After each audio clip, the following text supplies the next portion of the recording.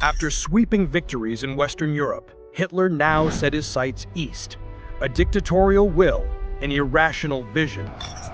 Operation Barbarossa began. The largest invasion in human history was launched without a declaration of war.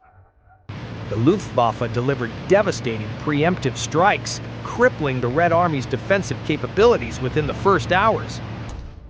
Caught by surprise, but all along the front, Red Army soldiers fought back with fierce and desperate resistance. After 2 brutal years and millions dead, the Soviets rose. Stalingrad and Kursk turned the tide.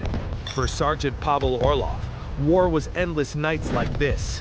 Ahead lay the Dnieper, Germany's eastern wall.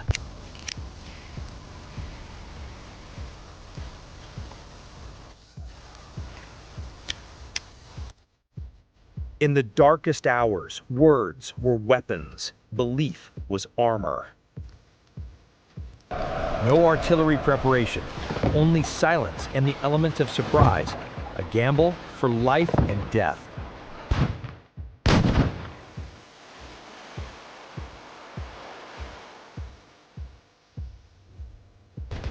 And then hell broke loose.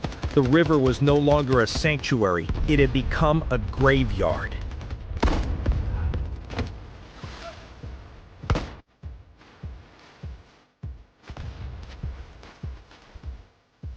Reaching the shore wasn't victory, it was just the beginning of another fight for every inch of ground.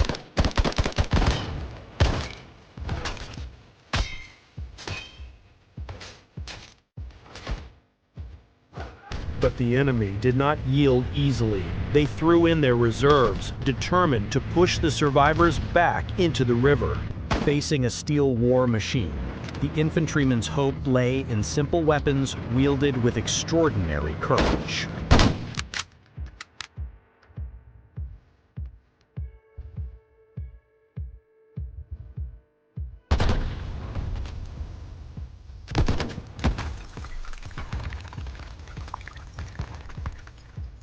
Sometimes, war doesn't give you time to think.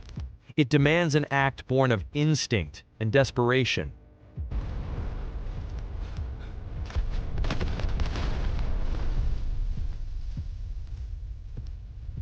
They held the beachhead. They had won. But in the silence that followed, there was no joy, only the cost. Autumn bled into steel winter. In frozen Ukraine, Korsun was the next trap. As ice turned to Normandy, the Soviets let the Germans believe they were spent. A great deception, known as maskirovka. 1 million men moving in darkness, under absolute radio silence. And they weren't alone. Behind enemy lines, countless partisans waited to ignite the German rear. Exactly 3 years since the day they invaded, this was not a coincidence. This was vengeance. The storm began. For 2 hours, bombs pounded German lines, shattering them before the ground assault began.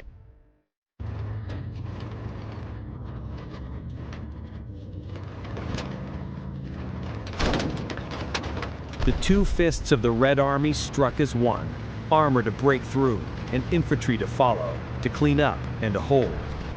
Above us, our pilots dominated the skies, ensuring the enemy had nowhere to run and no source of resupply.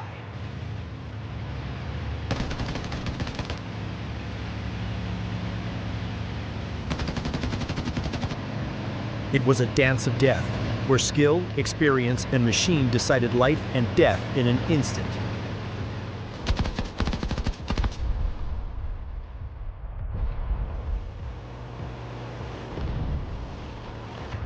Organized resistance had collapsed, but lone wolves remained, and they were dangerous. In a tank duel, whoever misses the first shot usually doesn't get a second. Speed is life.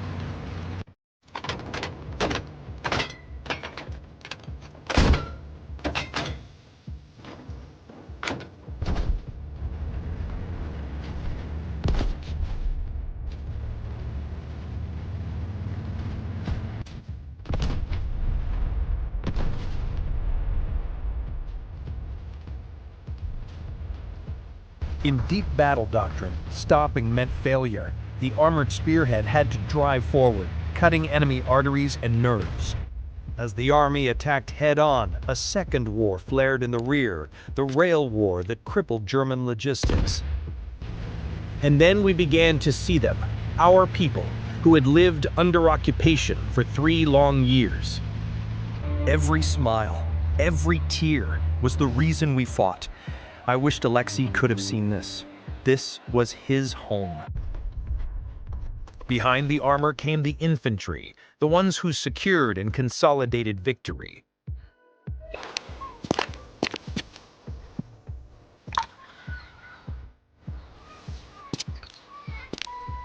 The joy of liberation was but a brief stop. The race continued. The ultimate objective still lay ahead: Minsk. East of Minsk, the 2 steel spearheads of the 1st and 3rd Belarusian fronts, after driving for hundreds of miles, finally saw each other. Inside the Minsk cauldron, Army Group Center ceased to exist. It disintegrated into a desperate mob. Minsk was free. The capital of Belarus was liberated. Operation Bagration had succeeded beyond all imagination. For Dmitri, this victory had a personal meaning, a promise to a fallen friend, a soul brought home. 57,000 German POWs marched through Moscow, a final blow to a once invincible army. This victory was just one more step. The road to the final victory was still long. The road to Berlin